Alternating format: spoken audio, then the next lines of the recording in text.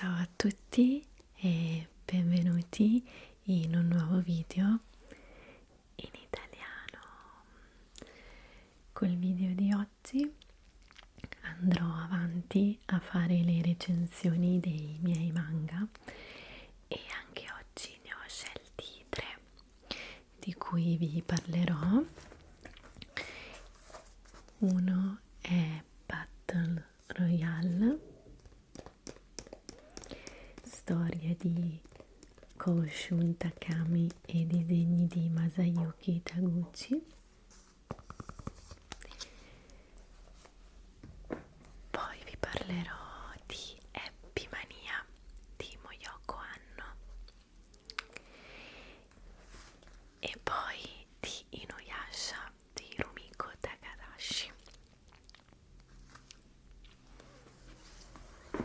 Quindi iniziamo da uno dei miei manga preferiti in assoluto, che è Happy Mania di Moyoko Anno. Non so se lo sapete, ma Moyoko Anno è la moglie del mangaka di Evangelion ed è molto famosa anche lei, e penso tra i suoi più famosi c'è Sugar Sugar Run, che è un manga che magari poi di cui vi farò la recensione più avanti, perché ho anche quello, ma in realtà io ho conosciuto Moyoko Anno proprio per Happy Mania, che è un manga degli anni 90. È uno shoujo molto molto divertente, che ha come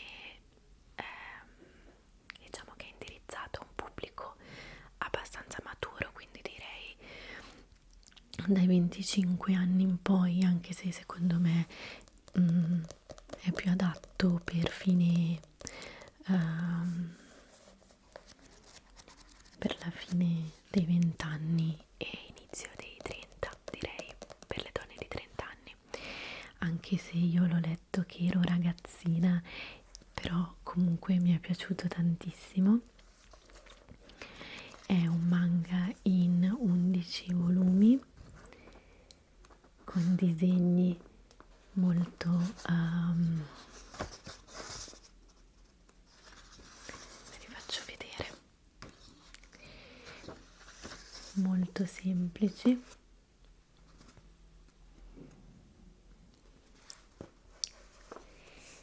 Vediamo, ma che io adoro tantissimo, mi piace tantissimo come fa gli occhi. Poi in realtà, se andate a vedere altri lavori di Moyoko Anno, come appunto Sugar Sugar Run, i disegni sono molto più dettagliati, però a me non dispiace questo stile, e soprattutto lei è vestita in modo diverso ogni giorno, no? Quindi, come avevo già detto in Nana, mi piace quando viene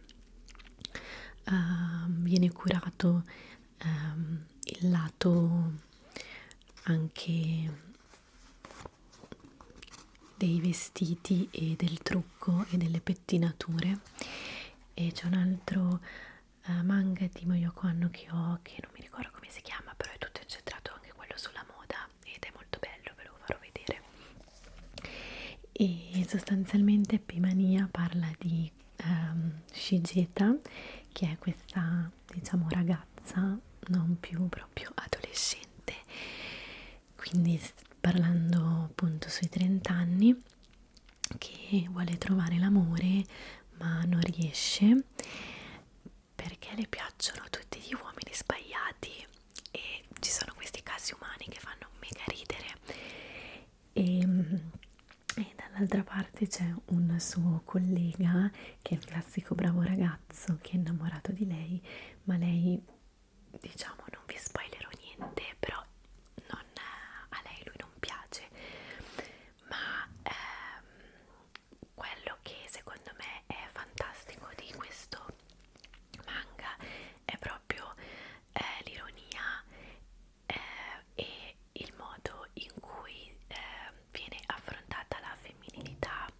e il sesso da una mangaka giapponese, e ci si rende conto che poi ogni mondo è paese e la nostra cultura ed educazione non è poi così diversa, anche se ci sono delle sfumature interessanti, però a livello proprio di identità femminile è molto divertente. Io mi ci sono rivista tanto, nonostante fortunatamente non abbia nella mia vita incontrato così tanti casi umani, però il modo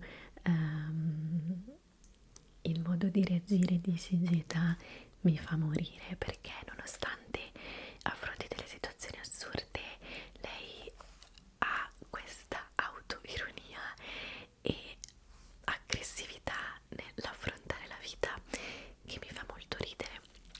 Quindi ve lo consiglio se vi piacciono gli shoujo, ma non gli shoujo troppo romantici, anzi se vi piace la comicità tutta al femminile, ecco, è un manga che consiglierei più che altro alle ragazze, anche se, come dico sempre, questo è solo diciamo un consiglio, perché può piacere benissimo anche un ragazzo, anzi potrebbe darvi degli spunti interessanti su come funzioniamo noi donne.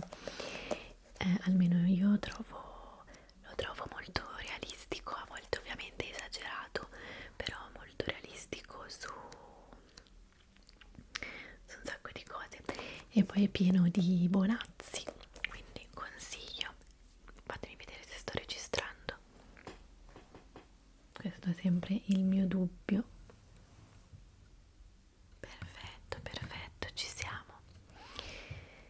Quindi Happy Mania di Moyoko Anno, fatemi sapere se lo conoscete. Non penso sia famosissimo, ma neanche così sconosciuto.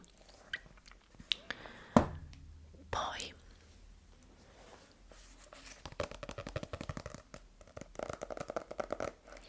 questo è Battle Royale.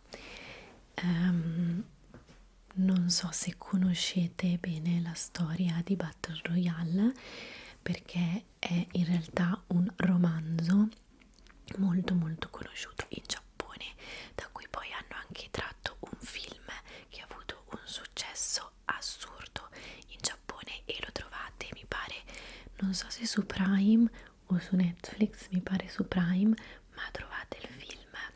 E se vi chiedete dove avete già visto il protagonista, l'avete già visto nei vecchi film di Death Note, quelli con oddio, non mi ricordo come si chiamava l'attore, Kenichi Matsuyama. Non è Kenichi Matsuyama l'attore, non mi ricordo il nome, però se avete visto i film vecchi di Death Note, l'attore che fa Light è l'attore che fa il protagonista di Battle Royale nell'adattamento cinematografico giapponese, che vi consiglio, nonostante sia molto più soft rispetto al manga.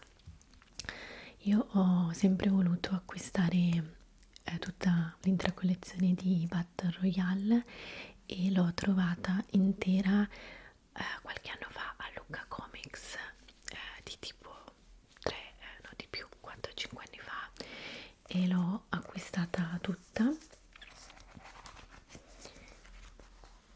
Vi faccio vedere qualche disegno, è un manga molto molto crudo. Adesso vi riassumo la trama, quindi devo stare attenta a non farvi vedere delle scene particolarmente cruente, però un pochino sì. Vabbè, comunque come vedete i disegni sono molto anni 80.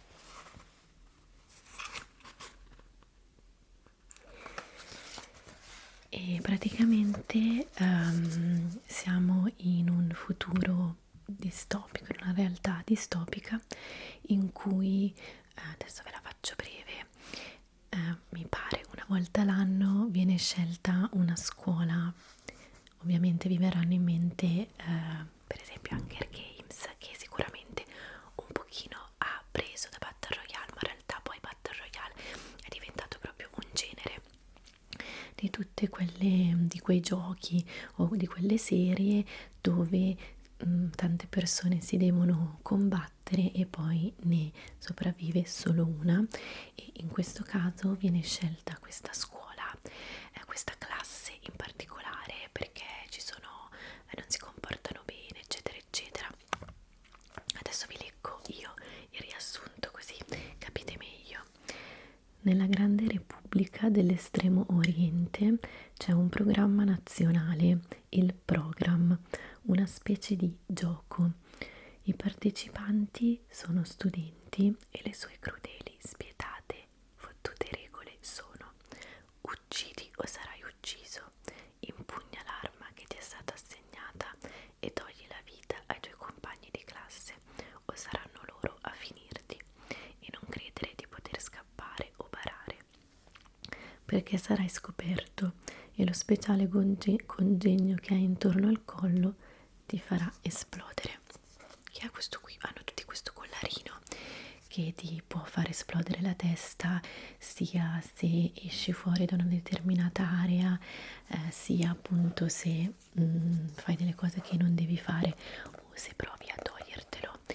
Ed è un manga molto molto molto dark e crudo, quindi vi ho appena fatto vedere Happy Mania, che è super divertente e frivolo, mentre questo è davvero cupo, non solo per appunto le scene che sono proprio crude da qualsiasi punto di vista, dal punto di vista sessuale, della violenza, e anche dal punto di vista psicologico, ma è proprio anche importante e pesante la riflessione sociale e politica che si fa all'interno di Battle Royale, quindi è sicuramente un manga molto più pesante rispetto a Happy Mania, ma in generale un manga pesante, ma non è pesante leggerlo, perché ci sono tantissime scene d'azione molto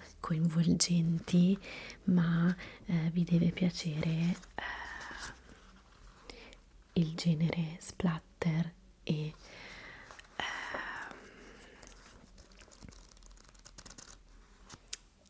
comunque d'azione.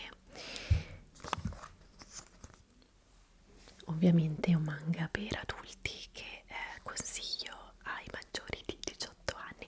In realtà anche Happy Mania secondo me è maggiori di 18 anni, perché si trattano dei temi diciamo adulti, però non allo stesso livello di Battle Royale, dove proprio ci sono delle scene molto molto crude di cui non posso parlarvi su YouTube, però se fate una ricerca su Google trovate quello di cui vi sto parlando, ecco.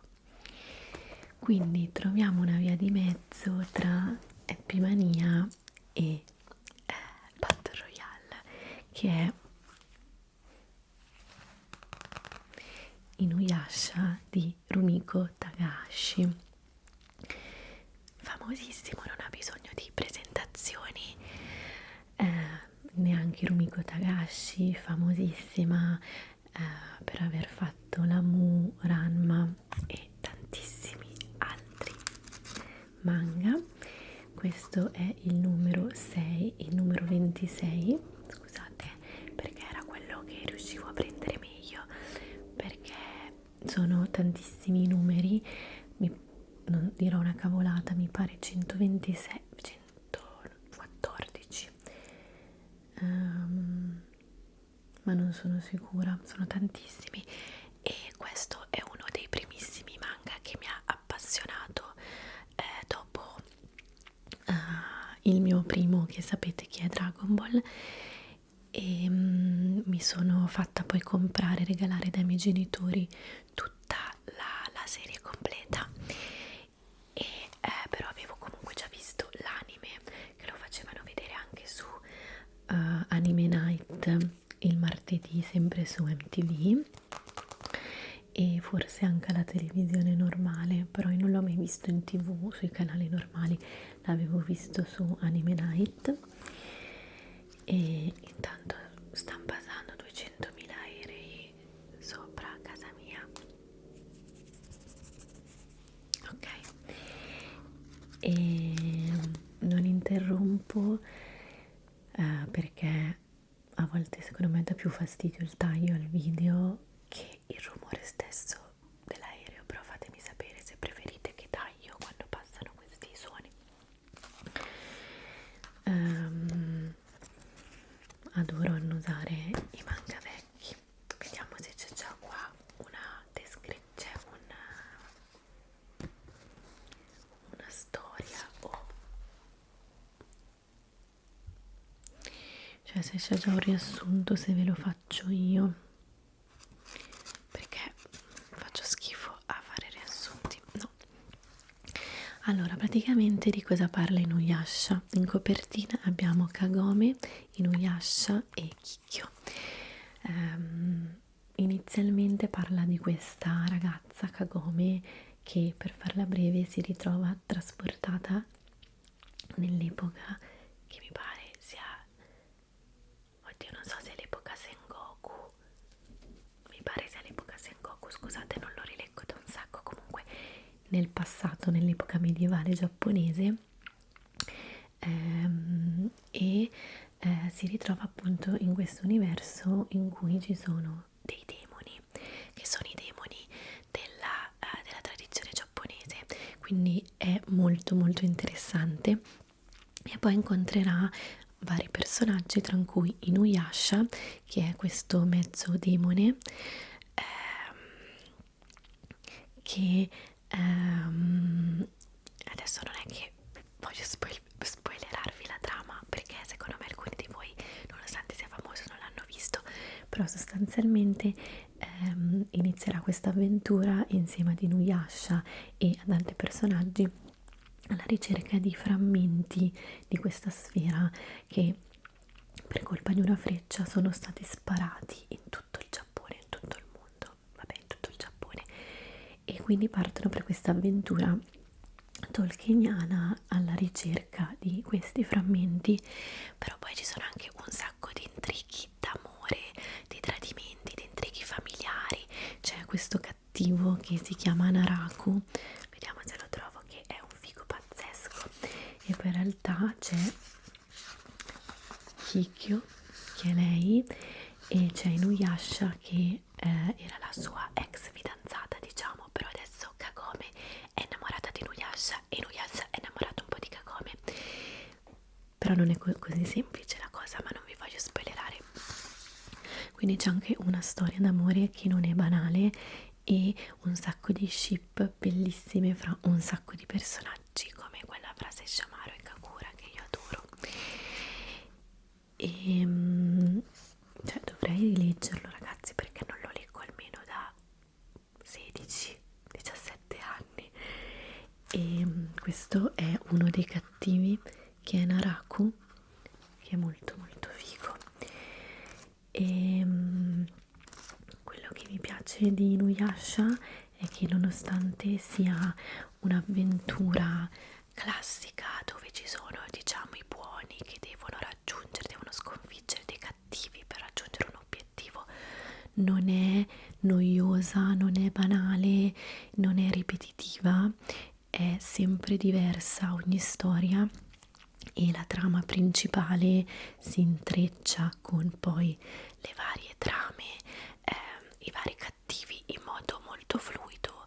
Non è la classica cosa che secondo me si vede tantissimo adesso in tanti anime, in cui ogni episodio, cioè ogni capitolo, c'è un cattivo diverso, si sconfigge e si va al prossimo. È molto più intricato e interessante, e i personaggi non sono per niente piatti.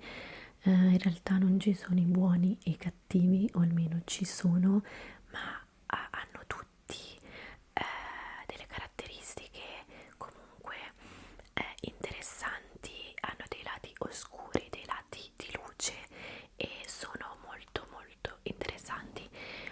mi riguarda è l'opera che mi piace molto di più di Rumiko. La mia opera preferita, non sono una fan di Ranma o di Lamu, quindi fatemi sapere se lo conoscete.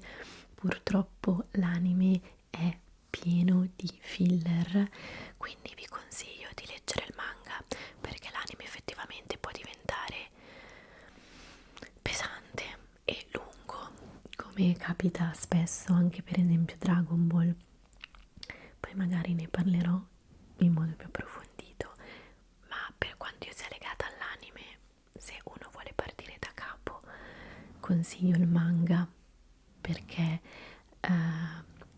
i filler e la lunghezza degli episodi sono insostenibili. Se qualcuno vuole vederlo, non un episodio a settimana, un episodio al giorno, ma se vuole proprio vederlo tutto di fila, quindi vi consiglio Inuyasha, vi consiglio di leggere il manga. All'inizio i volumi sono piccolini, almeno in questa edizione, e poi diventano più grossi, quindi spero che si sia capito più o meno questa recensione, perché a volte non riesco a parlare. Quindi oggi abbiamo visto insieme Happy Mania, Inuyasha e Battle Royale. Fatemi sapere se conoscevate queste